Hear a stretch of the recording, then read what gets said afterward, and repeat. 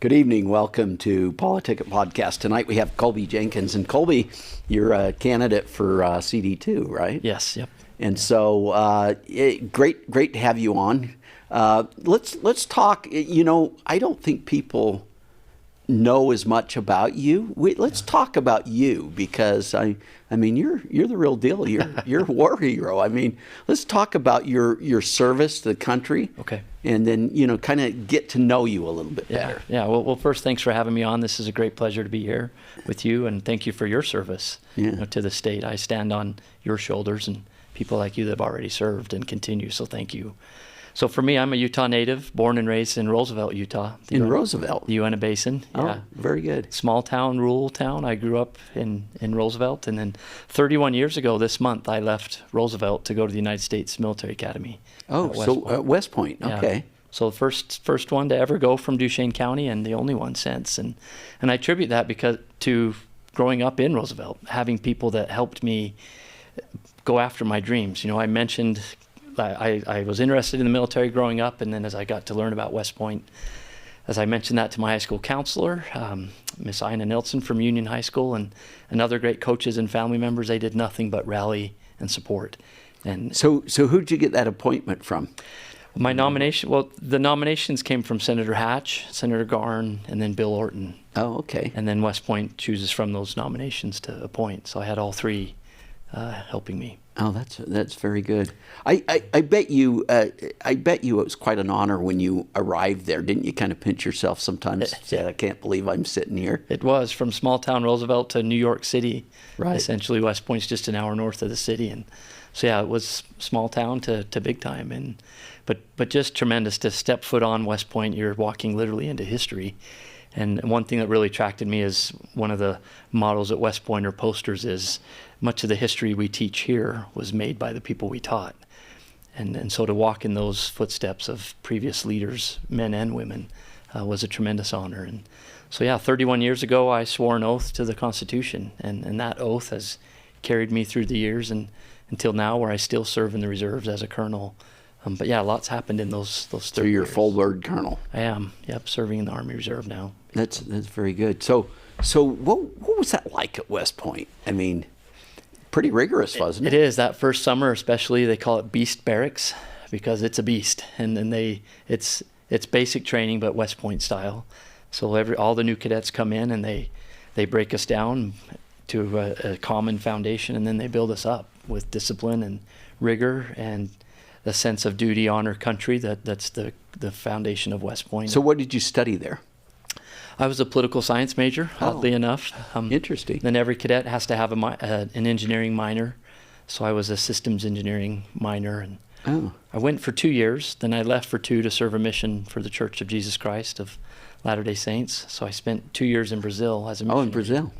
And then I went back and graduated. So you still speak Portuguese? I do. It's mixed up now from my time in Colombia as a Green Beret. And in Paraguay, the Spanish kind of overtook the Portuguese. But so you did learn Spanish as well? Huh? More on the fly. Really? I did. Yeah, military Spanish, if you will. But yeah. So you were in Paraguay? Yeah, that's skipping forward several years, but could we back up to West Point? Yeah, let's do that. Graduated from West Point, went into the infantry first as an Airborne Ranger. And my first week out of West Point, I was here in Utah back home on leave, and my oldest sister set me up with a good friend of hers, and that friend is now my wife 25 years later. Oh, Heather. very interesting. So I met Heather right away out of West Point, and we courted and engaged, and she became my wife, my bride later. Yeah, because you really couldn't do that while you were at West Point, right? No, it's kind of like... You can date, but you certainly can't be married when you're there. And so I was fortunate to meet her right away, and then we started our infantry military life together. It took us eventually to Fort Benning, Georgia, then to Hawaii, where I was lieutenant there. And we were in Hawaii stationed when 9/11 happened. And oh, wow. That's when I knew I would need to do more. I knew the nation would require more of me and my generation. And so that's when I decided to try out to be a Special Forces Green Beret, and got in the best shape of my life and trained, and then went and tried out in North Carolina, and I was fortunately selected. And so that changed us from infantry to now be a Green Beret in the Special Forces, and moved us to Fort Bragg, North Carolina. And then I took command of an A-team and we went to Afghanistan pretty quick. Oh, wow. And so spent almost a year in Afghanistan fighting Taliban and counterinsurgency over there. A neat sidebar, while in Afghanistan, we were having tremendous success and ultimately hosted the 4-star commanding general of Special Operations Command for Christmas. So who's that? At the time, it was General Doug Brown. Okay. And we've become great friends, and he's been a good mentor all these years since. But coming out of his trip, he went back to the command, and then NBC, the news organization, approached SOCOM and said, "We're filming a War on Terror special. Send us to your most remote outpost so we can film what are special operations doing." And so the general, who had just spent Christmas with me, said, "The best place for you." So we hosted Tom Brokaw and an NBC nightly news crew. Oh, very cool. At my fire base, and he filmed, and we were featured on the nightly news and in a War on Terror special. And Tom's been a friend through the years. And in fact, he attended my first promotion ceremony, my promotion to major, when I was working on Capitol Hill. Tom flew in and spoke at my promotion. Just a great example. So what did you do on Capitol Hill? So coming out of combat, I went to Paraguay and went to Colombia. So that was kind of the war on drugs and stuff? Yeah, right? war on drugs. And in Colombia specifically, we had 3 Americans that were held hostage in Colombia. Oh. Their airplane they were doing reconnaissance for drug crops, and they would mark where they were growing and then radio back. And their small airplane was shot down by the FARC, the Colombian drug guys. And so they were taken captive for 6 years almost. Wow. And so our mission was counter-drug, but also to rescue our hostages. And so we did a lot of work towards that. We ultimately did not rescue our guys, but we got the closest to rescuing them, and all kinds of stories in there we could talk about. But so coming out of that operational time, my command, that general, said, "Well, you've had great success working with tribal chiefs all over the world. Now we want to send you to another battlefield where you can work with tribal chiefs, and that's Washington, D.C.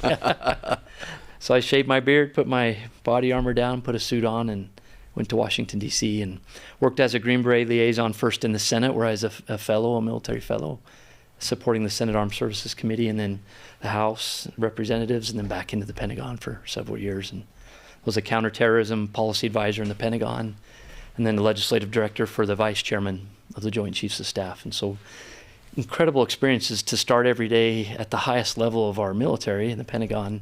Boy, we need someone back on that committee on armed services. We sure do. Our Utah delegation has 0 representation, let alone military experience. So Yes. I look forward to adding that for sure. Yeah, that's something that's really right. I mean, that's important to our Hill Air Force area Base. right here, For sure. with Hill Air Force Base, and Yeah. Yeah, very good. We're going to take a break. Okay. We'll come back.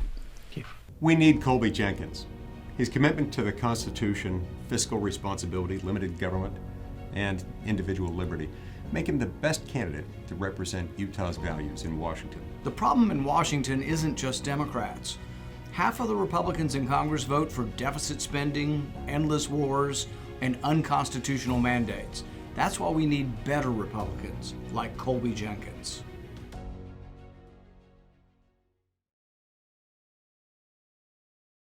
Welcome back to PoliticIt. We've got Colby Jenkins, CD2. We just played that ad. Yeah. Right. And so how did that all come about? I mean, Rand Paul, wow. Yeah, tremendous endorsements. Our campaign, we started from nothing, and we've been gaining tremendous momentum as people have learned my story, learned my positions, the contrast between myself and my opponent, and how I would have voted, and so forth.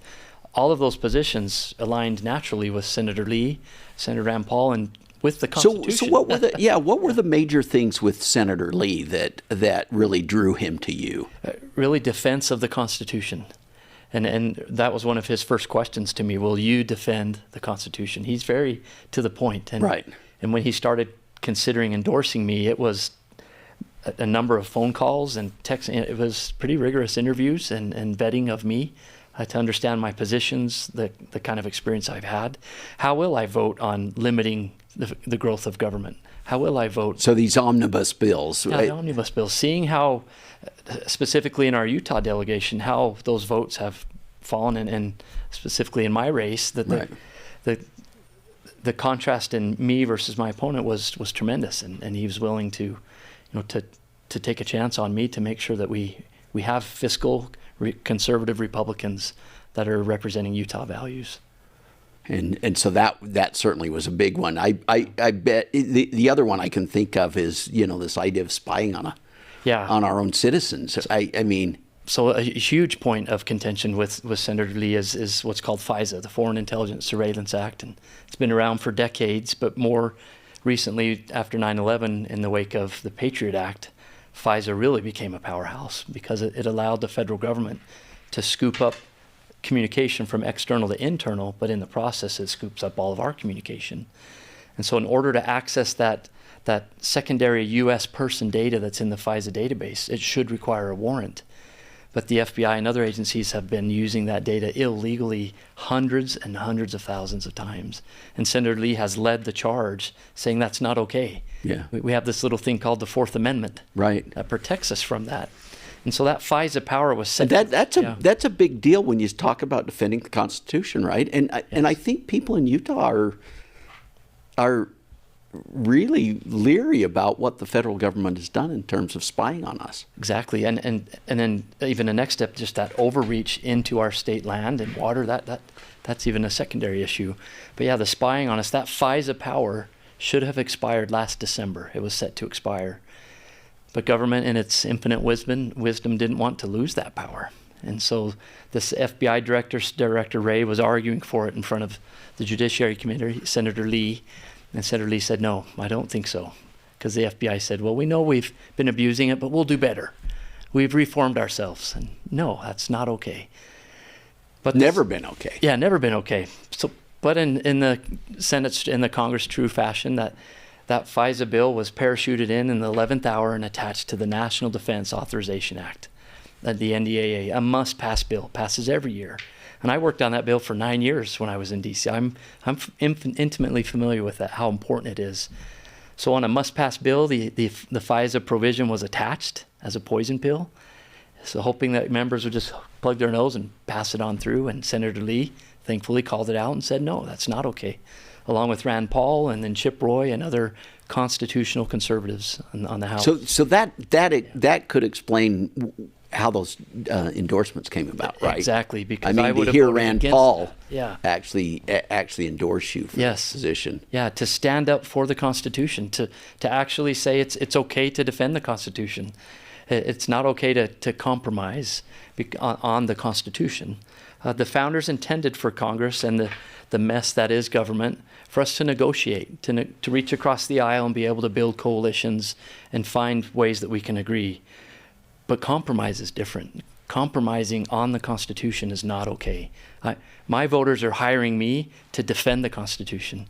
They're hiring me to limit the growth of government and to not spend money that we don't have.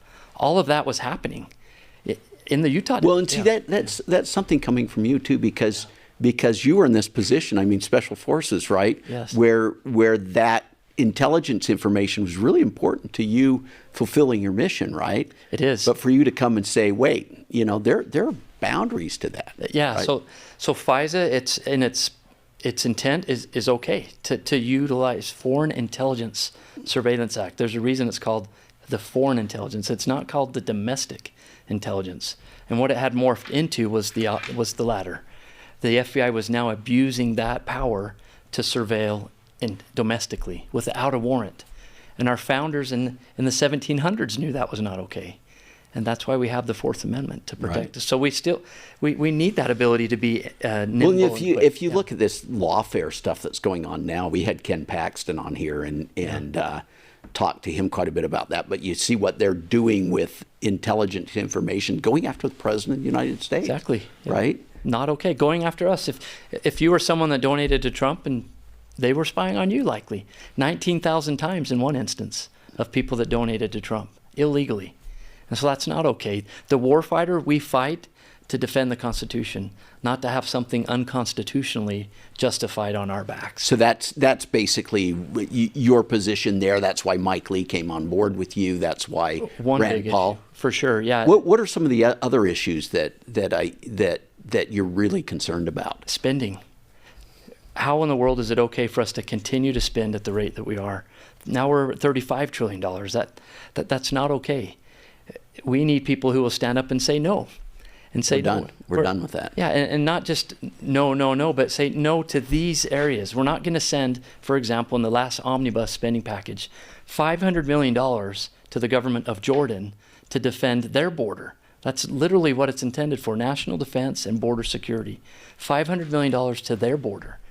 But we've got these, this revolving, just people coming at will, right? And people who voted for that omnibus, including people in our own Utah delegation.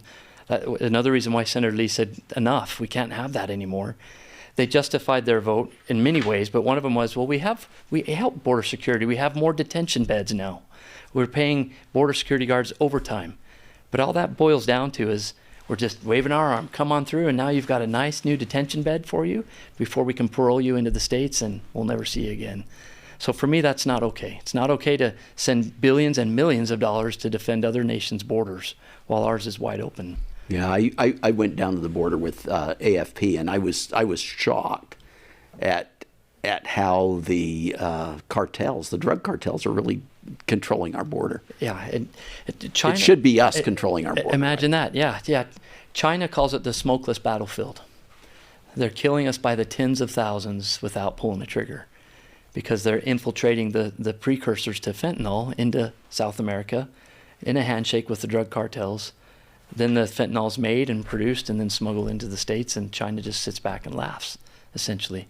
And now those same rat lines, those infiltration pathways have been modified to now infiltrate military-age Chinese men. So what are some of the other major kitchen table issues that you're dealing with that you feel really strongly about?